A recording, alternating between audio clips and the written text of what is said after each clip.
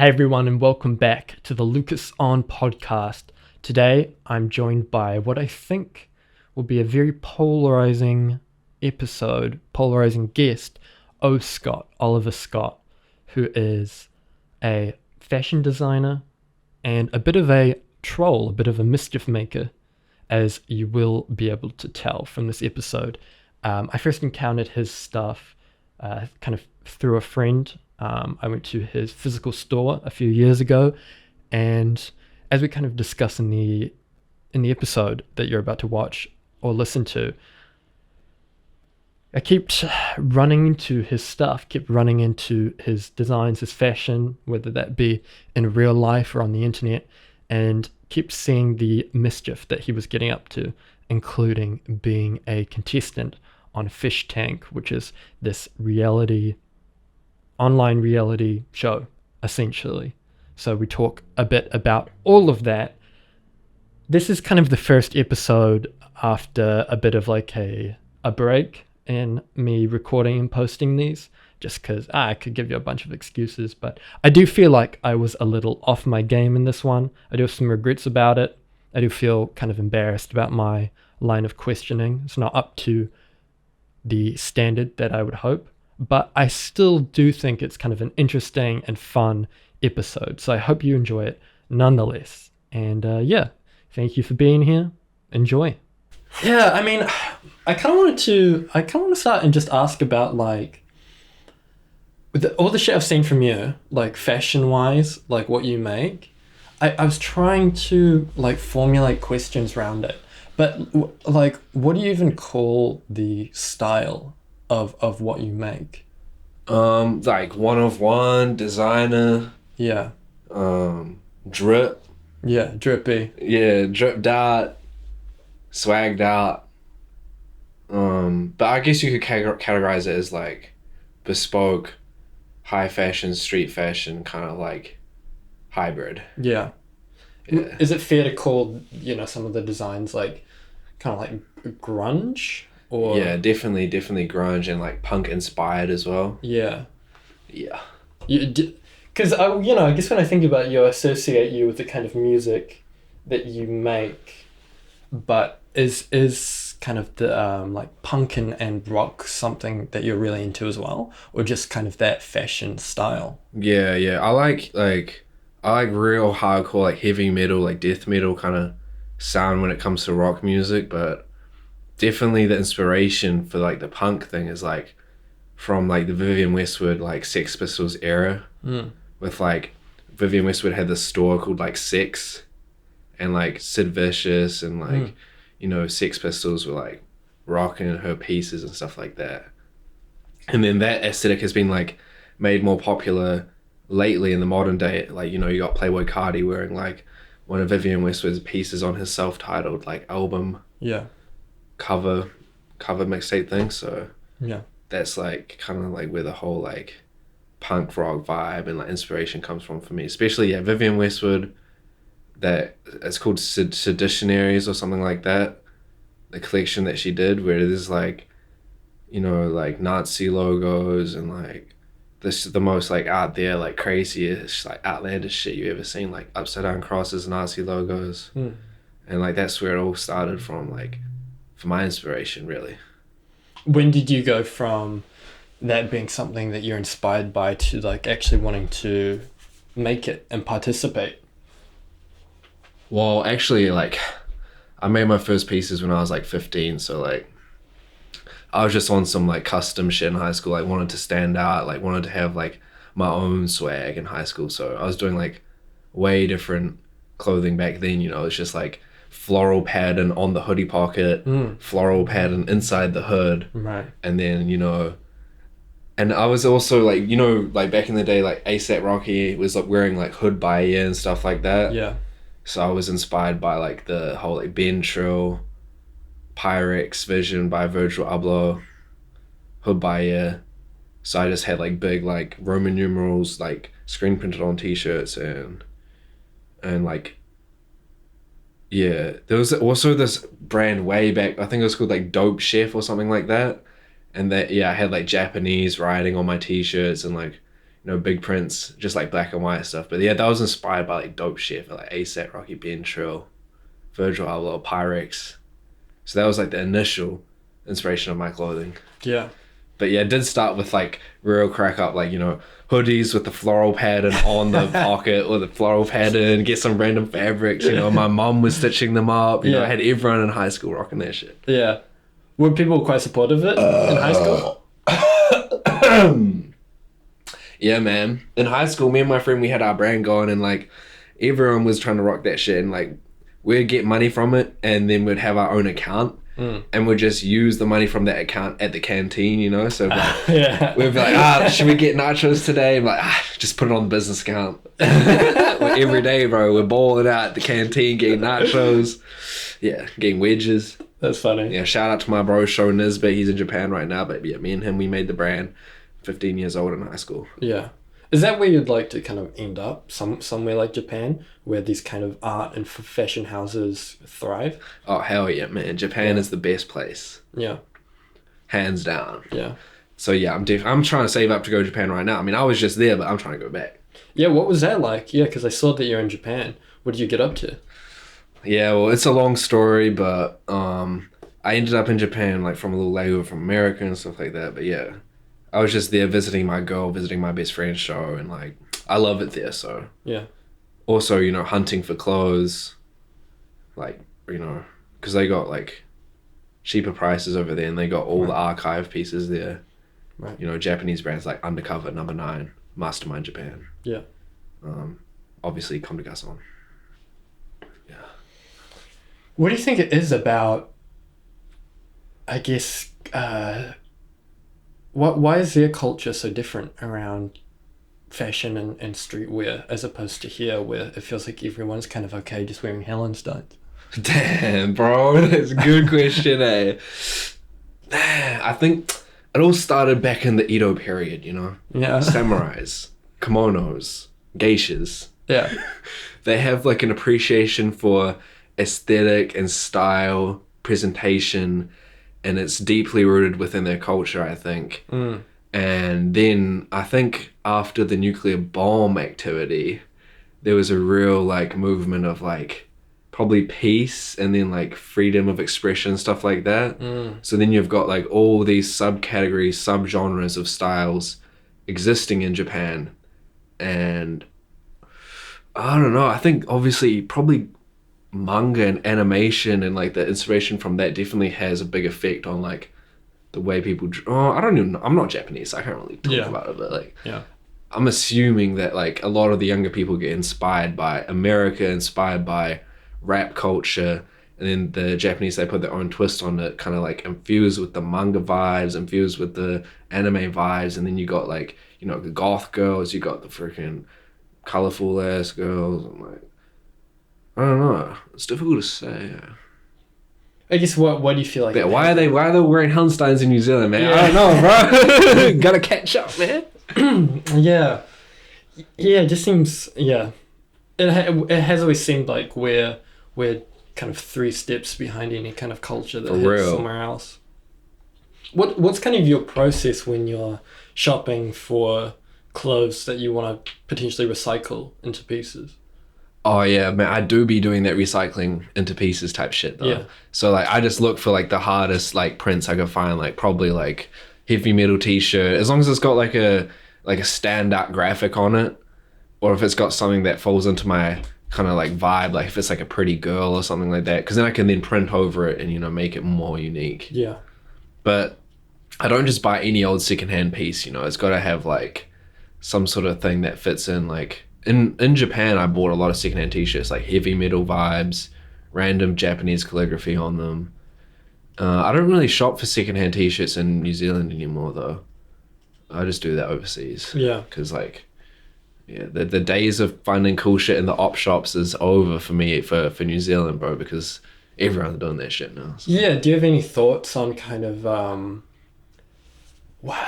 resale culture? You see that a lot nowadays where people have dedicated Instagram accounts Oh, and hell yeah. Depop and shit, where they go in, they buy the shirt for $2 and flip it for 30 on Depop. That's all good, man. Like, I appreciate that, I respect that. I used to be on that, but the real game is when, you know, for me, I go to Japan, I find the Bathing Ape, I find the Supreme, you know, the brands that's hot, you know, that people want, and then I flip that. Yeah, yeah. And that's where you're taking a t-shirt.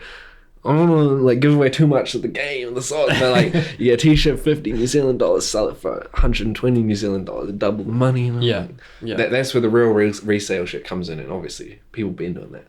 Yeah. But yeah, I don't really. I mean, you can buy a t-shirt for $2 and sell it for 30. Like, that's all good, but I don't know. It ain't gonna make you much money though. Surely there's a lot of specialist knowledge required though to know what like is poppin', like what Supreme shirts are like actually worth something and what isn't, or it's just a label in itself. You just know that it's gonna sell for more. Oh, I don't buy just any old Supreme t-shirt though. You know, when I'm trying to flip something, like, because I had a physical store for like 3 years in the CBD, you know, in Christchurch, in the BNZ Centre. Yeah. So I would be buying pieces that fits my style and what I like. So if it's a Supreme t-shirt, it's got to be hard, you know, it's got to be like, got to have an edge to it, you know. Yeah. Like, yeah, I bought a lot of Supreme pieces. I like the Supreme undercover collaborations, undercover Japanese brand. But yeah, I just buy the cool ass shit that I think is gonna fit into my store. Like, I bought a lot of undercover Supreme bait. And yeah, you just gotta know what you like. You gotta know what other people think is cool as well. But really, like, if you buy something that you think is cool, then you can convince other people that it's cool as well. You know? Yeah. Yeah. Yeah. Interesting. That is something I kind of wanted to ask you about because obviously you had the store in the BNZ Centre, and it closed down. So I was just kind of curious about. Yeah, man. Shout out BNZ Centre, man. Shout out to the fucking Joseph Ray and I Heart Thrifting. He put me on to that. Oh, really? Yeah, what were you gonna say though, sir? No, I just kind of wanted to know like why it closed down and kind of like what impact that had on you and your business. Yeah, well, I was going strong for 3 years. Like, it used to be this thing called I Heart Thrifting. My boss, Joseph, he let me put my little rack in there of my designs. Yeah. Then I took over after like a year or two of working for him.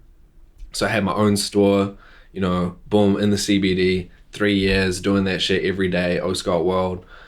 And then I had some little drama with the people next to me because I always playing my music too loud and they would complain to the centre. I'll be skating in the centre, they'll complain to the centre.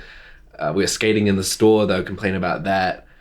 And he was like threatening me. He was like, look, I'm gonna buy your business out, you know, I'm looking for a place for my storage and I'm gonna buy your shit out and stuff like that. And then next thing you know, I end up getting like a message from the BNZ Centre people, like the landlord's like, yeah, we're going to have to give you your 30 days notice. You got to get out of here because, you know, we want someone who's going to pay close to market rates. Right. And I'm just like, oh, hell nah. He snitched on me, you know? They couldn't handle it, man. They couldn't handle it, bro. The Scott World was too hype, bro. They had to shut it down, man. And now there's no fucking, like, there's a few cool stores, but there's no store like mine in Christchurch now, bro. And there's nothing, I don't think there's anything in that spot yet, right? Yeah, but I haven't even been there, but I bet you $100 right now there's fucking nothing in that spot. I think it's sitting bro. empty, I'm pretty sure last time I checked. Yeah. They're tripping, man. They're tripping. Did that have like quite a substantial impact on your business? Like, bro, how much you doing online versus... Bro, it did, eh? Yeah. I was down, man. I was in the sunken place. Yeah. I had no store. My online shit wasn't really popping. Like, no one's really buying online. Because it was the place to be, you know, for the youth, for like the people in Christchurch who were into that shit. Like, everyone would come to Scott World, bro. Yeah. But yeah, then I was just at home every day, bro, just like playing COD 4, watching streams, watching fucking kick gambling streams, like doing nothing, bro. Yeah. So yeah, dude, it had an effect. Like, I was just like, oh man, down bad, bro. Why do you think online doesn't like pop as much? Just because there isn't that sense of community? I just don't even really push it that much. Don't get much traffic to my website. Yeah, I think the location was where it was at. Like, everyone loved the location. Yeah. But, you know, this sounds depressing as fuck, but I will get, my online shit will be popping though. Like, it's just, at the moment, it requires funding. Right. It requires funding. Yeah. Interesting. I just need to make some new drops, you know, because I've had the same screens that I've been using for like 3-4 years now. Okay, wow. Yeah, so we just need some new swag, you know, some new drops, and I'll do some. I think pop-ups are where it's at. Yeah, because you've done like a couple pop-ups at this point, right? Yeah, I And, know like, a the few containers and pop-ups. shit. Yeah. The container one was hard. Yeah. Yeah. Shout out Life and Bacon Spaces. So where does like your music tie into all of this? Well, you know, once the store was done, you know, I had nothing to do, and I'd been like messing with music a bit. So my friend Jordan, he had a studio in Technology Park just over there, and I'd go there every day. I'd pay like half of his studio rent every week, and I just went in there every day and just recording and mixing tracks, like just every day, until I got the call up to go to America, and then yeah, the studio kind of ended. But I already recorded like all my mixtape before that. Yeah. So then it was all like lined up and then just ready to go. Yeah. Yeah. You feel good about it? You feel proud of the EP? I mean, it's just a mixtape, bro. Like, it's hard though. It's hard, you know. I know I can do better though. Like that was just like my first step. Like just dropping a bunch of tracks and shit. You know, like Kanye West dropped his first fucking album when he was 26. So I dropped my first album when I'm 26. You know, it's just you know, follow the goat. You know. Yeah, I always forget about how old he was. Kind of old he was when College Dropout came out. Yeah. It's interesting. So, yeah, I'm pretty much Kanye. Yay. Tell me about the... Yay 2024, bitch. Tell me about the trip to America, because I feel like that's the elephant in the room. Yeah, man. Like, that was just what saved me, eh? Like, I'm at home... bro, I'm in the car with, like, my parents and shit, and I'm thinking to myself, like, bro, this can't be life. Like, what the fuck am I doing, man? Yeah. And I was real into this show called Fishtank, right? So I was watching that shit like every day, and I'd already been like kind of like in the contacts with like Sam Hyde and like their team and shit like that. So like I sent them a DM. I shot an audition video on my MacBook in the studio. I did some crazy random shit. I jumped into the camera, did a 360 like jump, like 360 fucking jump into the camera. I was like, yeah, I did the audition video and all that shit. DM'd that. And then, yeah, they hit me back like halfway through the season, like, yo, like, how tall are you? And I was like, yo, 6 foot.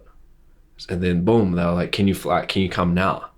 So then I was like, yeah. And then, like, they booked my flights. Next thing you know, I'm touching down in fucking Boston, bro. Crazy. Yeah, and I was on the show. Like, I was on the show Fishtank season 2 for, like, 22 days or whatever. Yeah. So that was just, like, that really pulled me out of, like, the fucking abyss. Yeah. I mean, oh god. So shout out to them, man. What was your like role? Because I haven't, I watched through all the, the edited episodes of season 1. Oh yeah. Kind of the post-produced ones. Hell yeah. But I haven't really caught up on season 2 aside from watching some very funny clips of you. So what did you because you come in late in the season? What was your role? Bro, I didn't even know. Like I just came in. They said I'm a freeloader. Oh yeah, you're a freeloader. So I just came in there and just did my thing. They didn't even give me any direction, bro. Just like pretty much I just went in that bitch and then I just got tortured the whole time. And then that was it.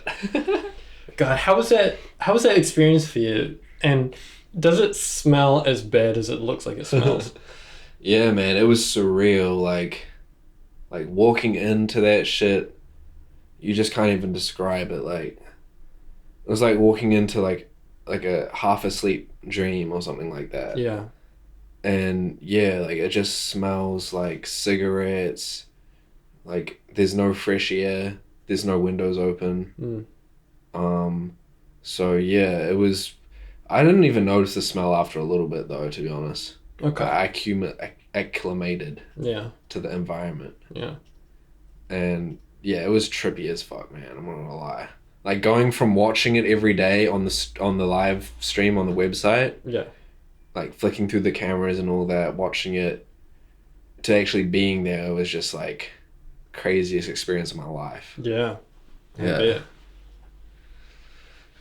God, and it was wavy. Even in the amount that I have watched this season 2, it seems like you really went through went through a lot. You know, the sleep deprivation, Frank Hassel just fucking with you, all these relationships with all the other fish and the freeloaders. Yeah. I mean, yeah, how does that stack up in terms of your expectations? Man, I don't know what to expect. Like I had like a 20-hour flight and then landed in Boston, took the Uber straight to Rhode Island. Then I was straight from the Uber straight into the house. So I had like no sleep already coming from like the 20-hour flight. Yeah. And then the first night, like I challenged TJ to a freaking beef or whatever, because I don't know, bro. Like I was just, whatever the chat and the TTS would say, I'd be like doing it because I wanted to, like, you know, I'm here, like whatever the chat wants, I'm going for it, you know. So I lost that challenge of like act like a retard challenge. I lost. I don't know how, but like hats off to TJ, you know, he killed that shit. Anyway, I'm in the fucking doghouse, you know, chained up in the doghouse for the first night. No sleep, because like the TTS, the sound effects, the bombarding me the whole night, you know, just like they were saying that I paid $25,000 to be there and shit like that. They Really? Like, look, you paid $25K and now look at you. I bet you feel good now, fucking idiot. Ah. Yeah. And like all night, just no sleep. And that was the first night there, right? So I'm already like out of it. Second night, I'm sleeping on the floor in the lounge.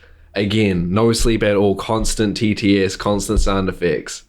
You know, I go upstairs, I try to sleep, constant vomit SFX. Like, blah, blah.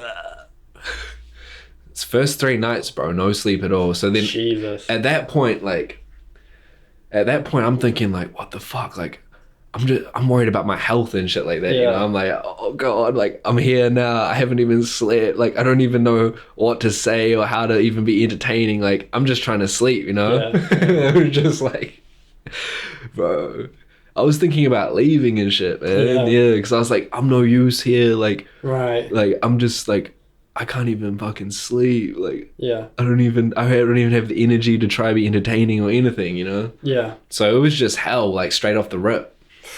Jesus. Yeah, I mean, there's compilations of you that I've seen where it's like, if you're trying to sleep and then someone fucks with you, or you're like standing up having a conversation with someone and then you just start nodding off. And, it's just crazy. I felt in my heart for you. Yeah, you know? Man. I was out of it, bro. But so they enjoyed that though. The producers were telling me like, you're fucking boring, but when you're sleep deprived, like it's actually entertaining. So we're just gonna keep it that way. Yeah. So I'm like, oh, okay, man, whatever you say. So you're really happy that you did it, that you went in the tank? Bro, dream come true. Mate, dreams do come true, man. No matter what, like, fuck, man, dreams come true for real. Yeah. And that was like one of my dreams, to be on that show, and like it happened, and I'm just thankful for that, you know. So, but bro, I'm not gonna lie though, like a few days into it, I was thinking, oh, I should quit this shit. Like, really? That seems crazy. I didn't say that to anybody. Yeah. And I didn't say that to the team or anything like that. But in my head, I was like after 3 days no sleep and shit like that, I was like, fuck, I should just leave. Like, I should quit. Yeah. But then like, you know, Mr. Hassel, like he gave me a bit of a pep talk. He was like, bro, like you're boring as fuck right now. Like you have an opportunity here that many people would want, and like this is a big fan base, la la la, like you need to do something. So like I started acting up, like smashing shit, going crazy, had a beef with this guy Douanier, and we had a fucking boxing match. He beat my ass, and then I was in the doghouse again, and like that kind of really like broke down my walls of like anxiety and shit like that, and I kind of just let loose, and like from that point on, I was in that bitch, you know what I mean? Like I was going hard, like no sleep, or I don't give a fuck anymore, you know? Yeah. So how many days? Do you know how many days you're in there in total? 22 days. 22 days. Yeah, bro. It was 41 days total. I was there for like 22 days. Yeah. Like half of the show. Yeah. You made it to the end? Yeah, bro, I was surprised. Like every day I'm waiting for them to kick me off, you know? Right. But they let me stay the whole time. Wow. They did one prank on me where I was like, they were like, okay, you seriously need to get some sleep now. We're worried about you. Like this is turning into a medical problem. So they put me in the closet, made me sleep for some time. Wasn't even sleeping.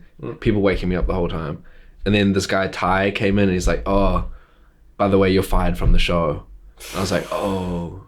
I just didn't even react. I just got my shit and waited downstairs, and then they're like, oh no, that was Tolliver. We said Tolliver was fired. What is your name's Oliver, right? Oh, get back in there. And I was like, oh shit, well, I'm back, you know. It's just so ridiculous. Like the whole show. Is The just mind the most games, bro. ridiculous thing I've ever. Yeah, the mind games. Well, you're an absolute champion for making it through. You know, it's good to, fucking respect. Had to do it for New Zealand, baby. Yeah, For Christchurch City, man. I can't remember what it was that. I think maybe it was Leighton posting about it. And it was just a photo of you tied, chained up in the doghouse, sitting there, and then he said, Free my boy. Oliver's on Fishtank, and I was like, no fucking way. I didn't even tell way. anyone, but yeah, a few of my friends, they just knew, because like they tapped in, but like, yeah, I didn't tell anybody, but yeah, shout out 24K Leighton, man. 24K Media. So do you feel like the GOAT.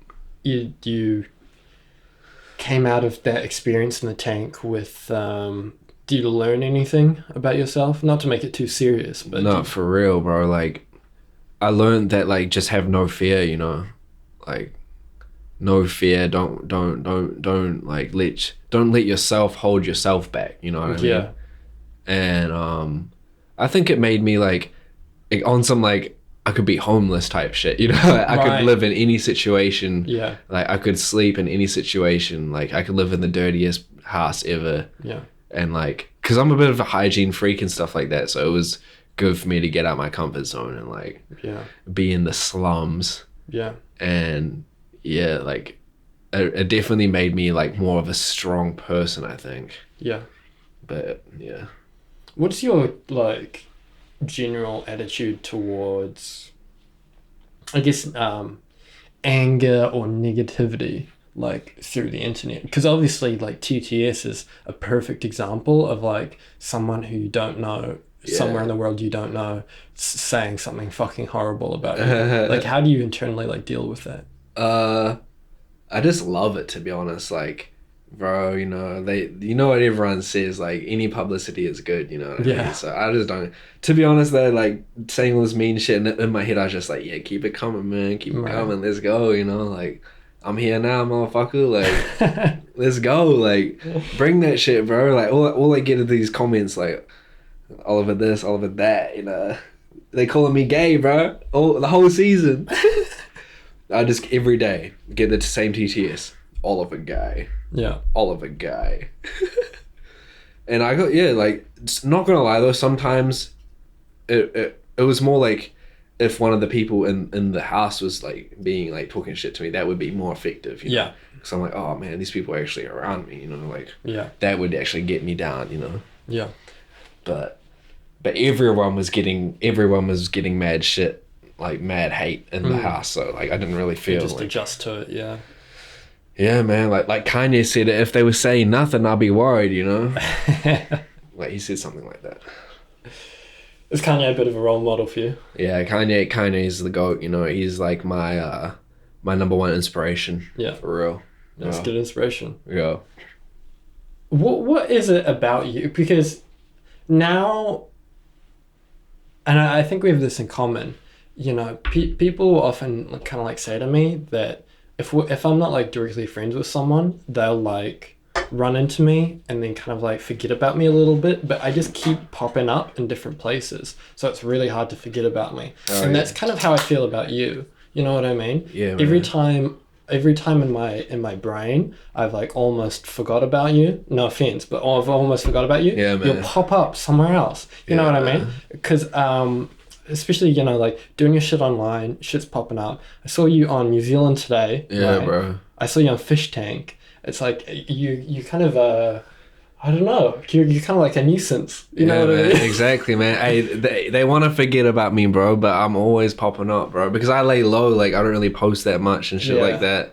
I'll be on my fucking like ghost shit, but no, I'm out here, man. Like can't forget about me, bro. Like I'm in this shit for life, man. I'm here, bro, until I die, bro. I respect. Why are you like that? Like, what is it about you that makes you want to say yes to things and just show up and just see what happens?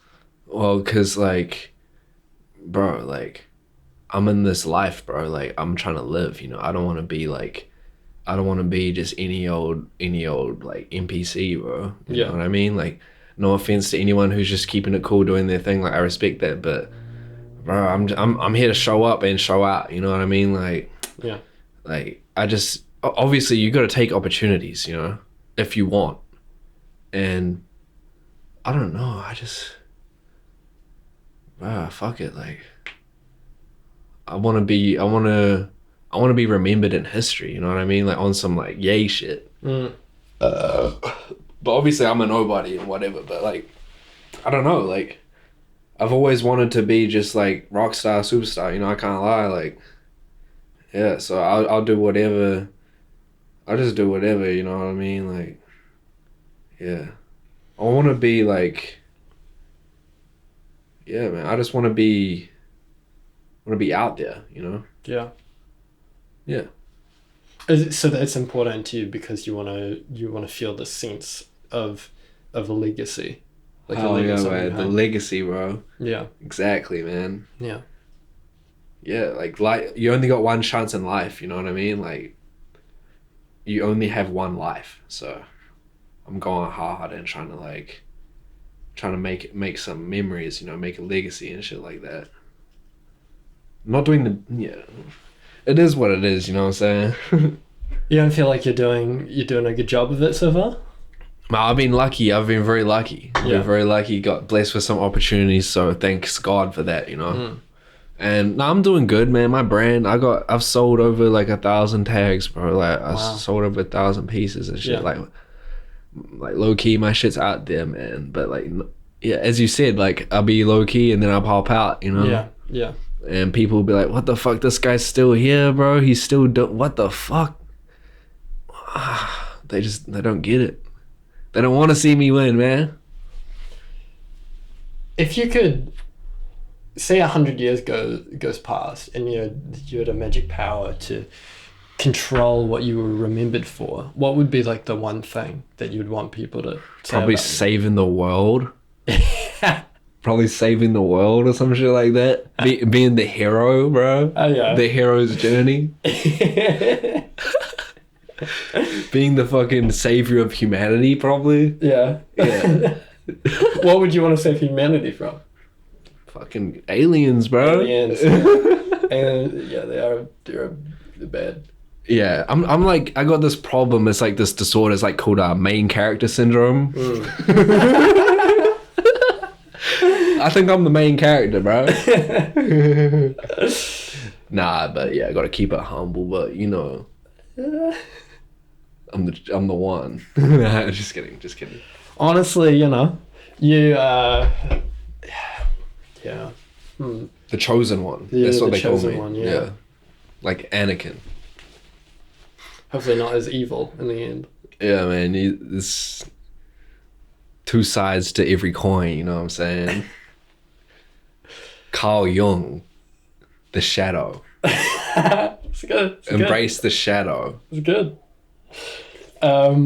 Yeah, are you a big books philosophy guy? Oh yeah. Because you have all these references up your sleeve. Oh yeah. But you don't strike at first appearance that you'd be into that kind of thing. Oh yeah, it's all a mind game, man. It's all a mind game. Yeah, no, I'm into all of that type of shit. Like, yeah, bro, it goes deep. Yeah, I'm a very like contemplative guy. You know, I think a lot. Like, I think about a lot of shit. You know? Yeah. There are a lot of people like that who are drawn into internet culture in the same way that I feel like we are. What do you think it is about the culture that, you know, is it just a kind of a visceral form of escapism?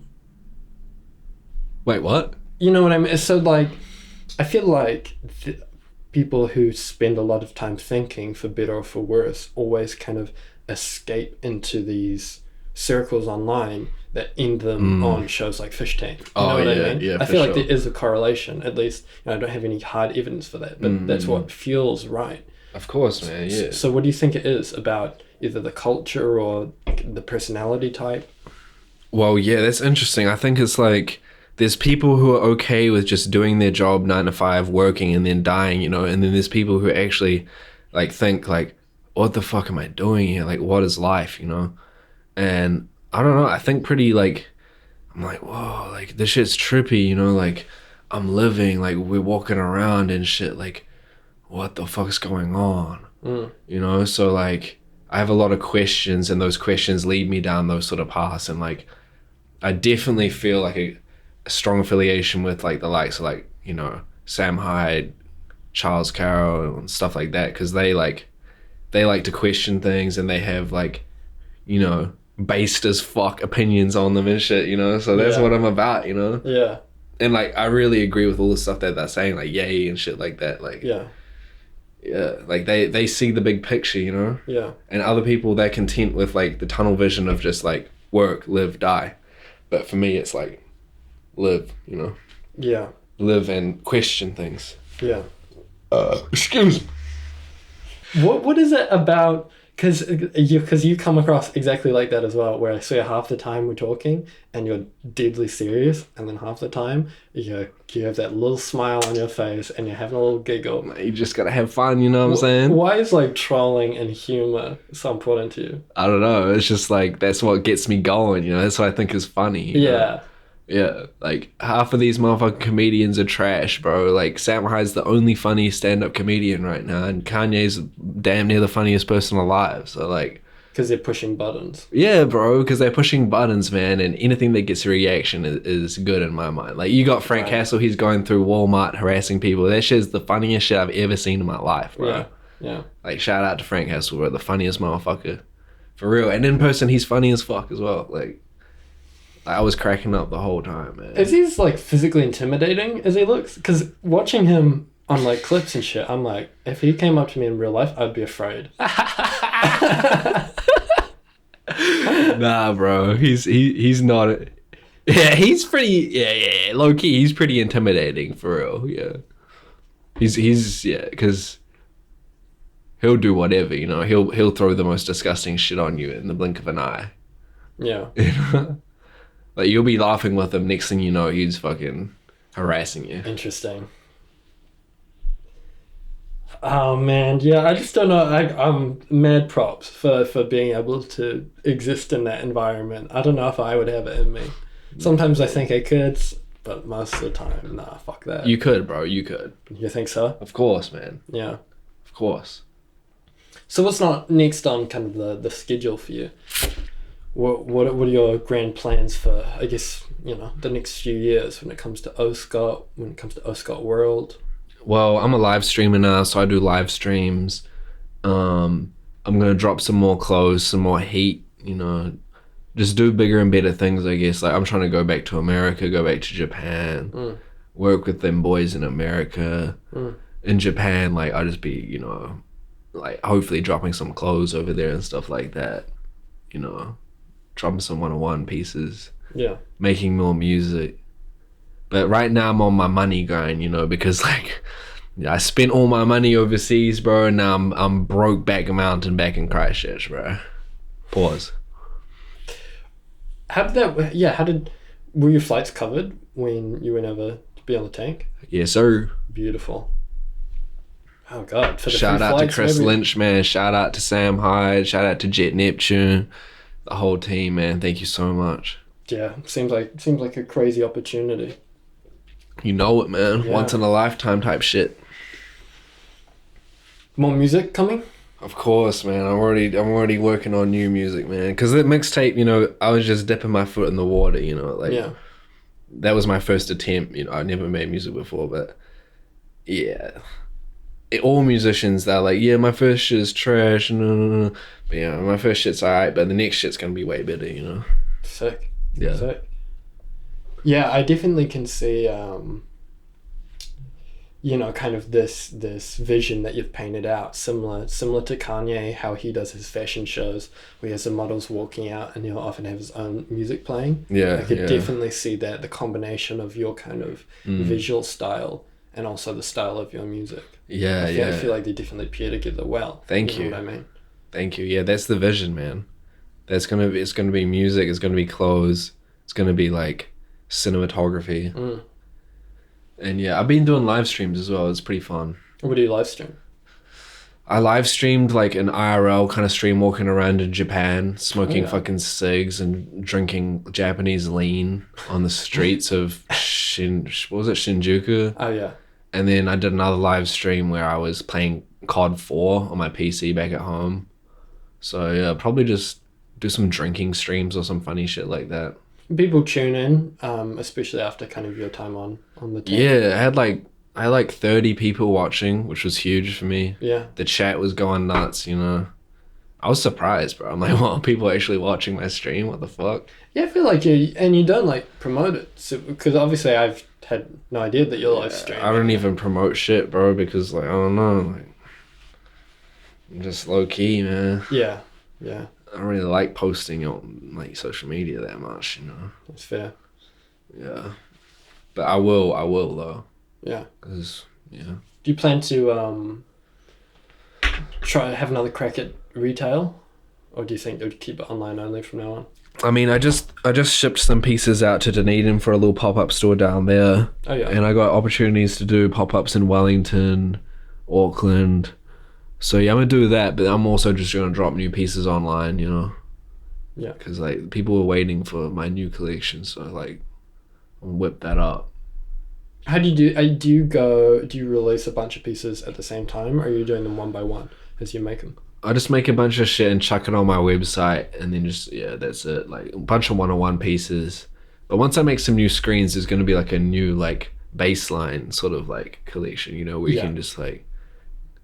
It won't be 101 for those pieces, but Yeah. whoa, sheesh. God, you're a wacky dude, huh? Yeah, You're man. wacky dude. I'm fucking crazy, bro. Yeah. I'm insane. I'm the wackiest motherfucker alive, You bro. really are. I love it. Yeah, Such man. good energy. It's so funny. Shout out Chief Keef, bro. Yes, sir. Shout out Saw Baby. Shout out 24K. Well, I guess we're kind of closing up, running out of time here. Hell nah, bro. The last kind of question that I ask everyone, that kind of comes on my show, because obviously you're a creative, so your feedback means quite a bit to me. Mm-hmm. What do you think I could do in the future episodes, conversations, whatever, to kind of improve on either the format or just the experience in general? You know, what kind of criticism do you have as a creative to me for this? See, you need to look at Joe Rogan, right? Yeah. Joe Rogan Experience. Yeah. Another podcast you should check out is Perfect Guy Life. Okay. And what they do is they bring up media, you know, they bring up funny videos, funny clips to react to the news, the current events, and they have like, so if I had a reference, like, oh, look at this YouTube video, you can just chuck that on there. Also, I think questions like, what do you believe is like, do you believe in aliens, and like, do you believe in ghosts? Do you believe in astral projection? What do you think about Satanism? You know, there's all these interesting topics that you could talk about with the guests. So like, that's what I would do if I was you. Interesting. I'd have media available to look at for a visual. Yeah. Like, you know, Jamie, pull us up. Yeah. And then I'd talk about real trippy shit like aliens, Interesting. Yeah. conspiracy theories, and like that trippy sort of shit that people are real into, and like it's some kind of more wavy. General questions as opposed to ones that are like. Yeah, and you can have fun with it, like, oh, what's your favorite color and shit. It's kind of a lame ass question, but you know. No, I get what you mean. Yeah, I totally get what you mean. Like, do you have any recurring dreams or something like that? You know, like interesting kind of like, you know, I think taboo subjects is what people really want to tune into, because everyone can talk about like fucking whatever, like mainstream ass shit. But like, if you want to talk about some interesting shit, you should talk about like, you know, seances, Ouija boards, like taboo kind of subjects, aliens, you know. And everyone has like such a different opinion as well. It keeps it interesting. Yeah, that sort of shit can go deep dive on that shit. You know what I'm saying? Alex Jones, man. Some Alex Jones shit. You need to go Alex Jones mode, bro. Well, that's good advice. Thank you. Appreciate it. What do you want to plug for the people out there who are listening to this? Scott, Scott 300 on YouTube, man. Check me out. Fucking Oliver Scott on Instagram. www.oscott.world for my website for my clothes. I got new drip coming, new swag coming. Cash money sign COTT. So O Scott on Spotify with the cash money sign for the S. You know, I got new drops. I got my new mixtape that's out. You gotta check that shit out, man. And Twitter O Scott World 300. And yeah, just fuck with me, man. I got the craziest shit coming, man. You never even believe it when you see it. Well, thank you for being on the show. Man, thank you so much. Appreciate it. Bro, first podcast ever. Yo. Man, I appreciate it, bro. It's a movie. Shout out Joey, shout out Shit Theory, shout out Big Flame. Shit. Shout out my mom, shout out my dad, shout out my sister, shout out Young Lean. Shout out Leon. Yes, Sirski. Cheers. Cheers.